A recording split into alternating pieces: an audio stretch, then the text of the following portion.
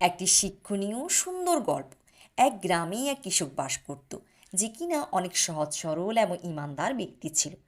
একদিন সন্ধ্যায় ক্ষেতের কাজ শেষ করে বাড়ি ফেরার সময় তার পায়ে একটা কাঁটা বিঁধে গেল। কৃষক অনেক কষ্টে পা থেকে কাঁটা বের করে ভাবল, আমি যদি এটাকে রাস্তায় আবার ফেলি তাহলে অন্য কারো পায়ে বিঁধে যেতে পারে। এই ভেবে কৃষকটি কাঁটাটি মাটিতে পুঁতে রাখতে গেল। কিছু মাটি খোদাই করতে সেখানে অনেকগুলো স্বর্ণের মোহর দেখতে পেল। কৃষক ভাবল, এটা হয়তো কারো হারিয়ে যাওয়া মোহর হতে পারে, আমার এগুলো নিয়ে যাওয়া ঠিক হবে না। এই ভেবে সেই মোহর ওখানে রেখে চলে এলো। ঘরে এসেই কথাটা তার স্ত্রীকে বলল। তার স্ত্রী তারই মতোই সহজ সরল এবং ইমানদার ছিল। তার স্ত্রী এই কথা প্রতিবেশী ভাবিকে বলল। আস্তে আস্তে এই খবর পাড়া প্রতিবেশীদের মধ্যেও ছড়িয়ে পড়ল। তার প্রতিবেশীদের মধ্যে একজন খুব লোভী ছিল।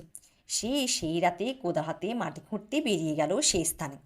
মাটি খুঁড়তে সেই জায়গায় মোহরের স্থানে বেরিয়ে এলো বিষাক্ত কিছু বিচ্ছু।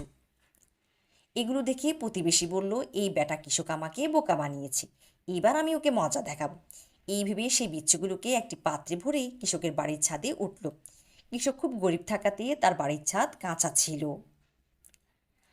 লোকটি সে ছাদের কিছু অংশ ভেঙে ওখান থেকে বিচ্ছুগুলোকে তার বাড়িতে ছেড়ে দিল। কিন্তু অবাক করা বিষয় হলো, বিচ্ছু কৃষকের ঘরে গিয়ে যখন পৌঁছালো তখন সেগুলো মোহরে পরিণত হলো। সকালে যখন কৃষকের ঘুম ভাঙলো তখন সারা ঘরে মোহর দেখে কৃষক ও তার স্ত্রী খুশিতে চিৎকার করতে লাগলো। দুহাত তুলে সে এবং তার স্ত্রী ঈশ্বরের শুক্রিয়া আদায় করলো। গল্পে নৈতিক শিক্ষা: ইমানদারি এবং সরলতার পথে জীবনযাপন করা ব্যক্তিকে ঈশ্বর এভাবেই পুরস্কৃত সম্মানিত করেন। গল্পটি ভালো লাগলে একটা লাইক দিবেন, আর এমন শিক্ষণীয় সুন্দর গল্পগুলো শুনতে চ্যানেলটি সাবস্ক্রাইব করে পাশে থাকবেন।